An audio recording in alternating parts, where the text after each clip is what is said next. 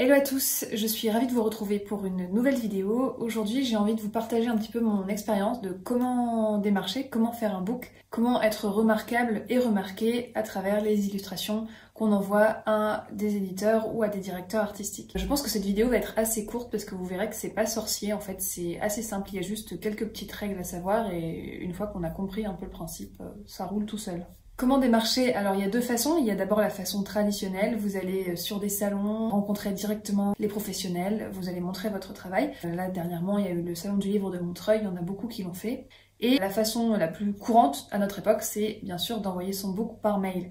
C'est indispensable, même si vous avez envie de proposer votre travail et de le faire de vive voix, c'est indispensable aussi de démarcher régulièrement par mail. Bien sûr, c'est plus facile de se faire remarquer si vous avez directement un lien en face-to-face avec une personne. Vous allez créer un contact, peut-être que vous allez mieux réussir à vous vendre si vous avez cette faculté-là, alors qu'un mail, ça peut vite passer aux oubliettes. Mais ça suffit pas, vous n'allez pas pouvoir démarcher tous les directeurs artistiques et tous les éditeurs et toutes les agences de France et du monde entier.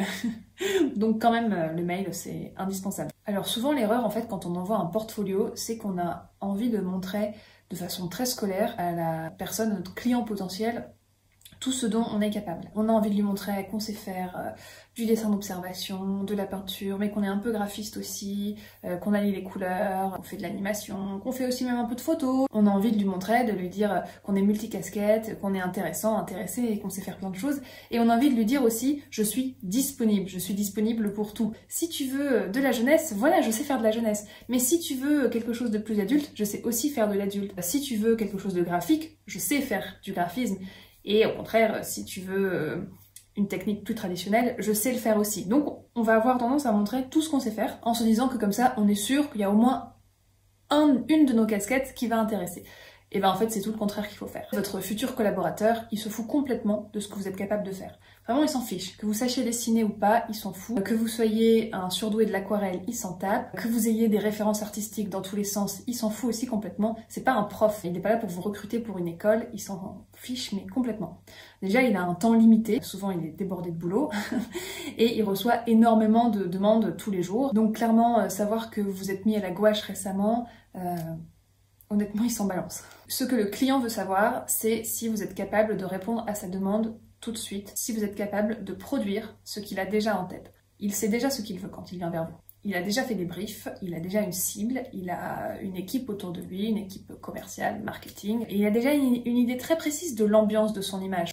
Maintenant, il veut quelqu'un qui va lui donner ce qu'il veut. Et c'est là que c'est hyper important d'avoir un positionnement clair. L'objectif, c'est que la personne ouvre votre mail, tombe sur votre portfolio, un PDF que vous aurez envoyé, il voit 4-5 images, pas plus, et il se dit « Ah ouais, ça c'est intéressant, ok, je le garde, je le mets dans mon dossier. » Voilà, pas plus. Et ça durera vraiment 10 secondes. Ou alors, il va se dire « Ok, je comprends rien, il fait tout et n'importe quoi, ça m'intéresse pas, j'ai pas le temps, et hop, corbeille. » C'est pour ça que c'est important aussi de faire une petite recherche quand même en amont sur les personnes à qui vous allez envoyer votre book. Pas envoyer n'importe quoi à n'importe qui. D'abord, voir en amont ce qui peut les intéresser, quel type d'univers, et peut-être adapter aussi un petit peu votre travail. Il faut que vous arriviez tout de suite à montrer votre positionnement en un coup d'œil. Alors je dis pas que c'est facile, hein, surtout au début. On a envie d'expérimenter, on a envie de faire plein de choses, on sait pas forcément où on veut aller. Donc très concrètement, on fait quoi? On sélectionne 5, 6 images, 7, 8, pas plus de 10.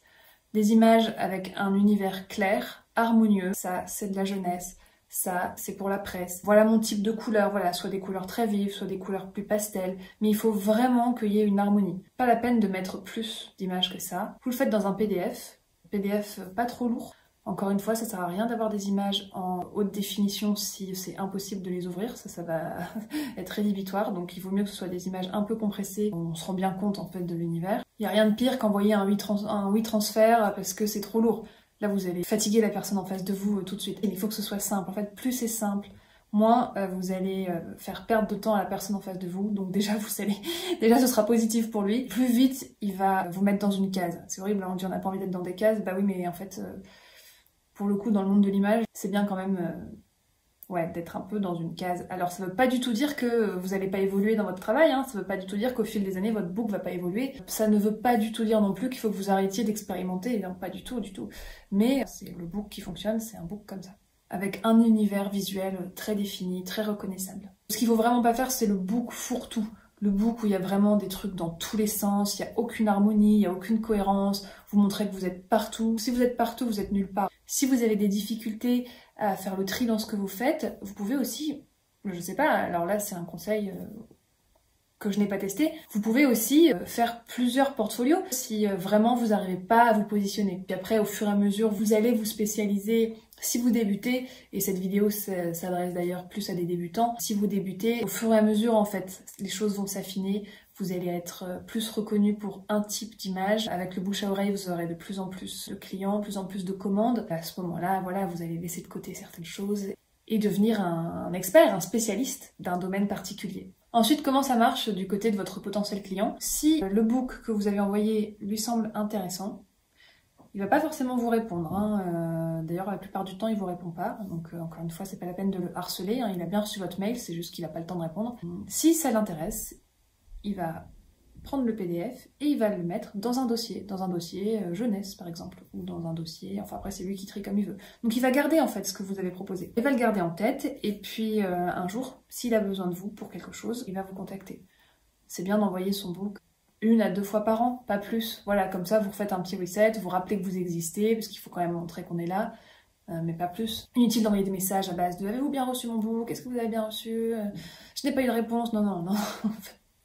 Ça, je pense que c'est... Honnêtement, je pense que c'est contre-productif. Si on résume concrètement ce que doit être un portfolio. Un portfolio, c'est un document numérique, un PDF, pas trop lourd, pas trop d'images, pas plus de 10 c'est le grand maximum, une harmonie, une cohérence, un lien vers votre site internet ou votre book en ligne, hyper important aussi, parce que si le travail va être intéressant, il va avoir envie d'en savoir plus. Là, il faut vraiment se dire que le portfolio que vous allez envoyer, c'est une première accroche, une première approche. Et si le travail semble intéressant, là, la personne va cliquer sur le lien et va aller voir votre site. Et là, sur votre site internet, vous pouvez être un peu plus vaste. Là, vous pouvez montrer diverses facettes de votre personnalité, de votre création. Il faut encore qu'il y ait une harmonie, mais vous avez plus d'espace pour vous exprimer à travers votre site. C'est pas grave si vous vous sentez un peu restreint dans le book PDF. Sur le site, vous pouvez montrer autre chose. Et après, tous ces conseils, ils s'appliquent aussi aux réseaux sociaux. Si vous avez envie de vous montrer un petit peu sur LinkedIn, par exemple, vous postez régulièrement des images, mais il faut toujours qu'il y ait une cohérence dans ce que vous postez.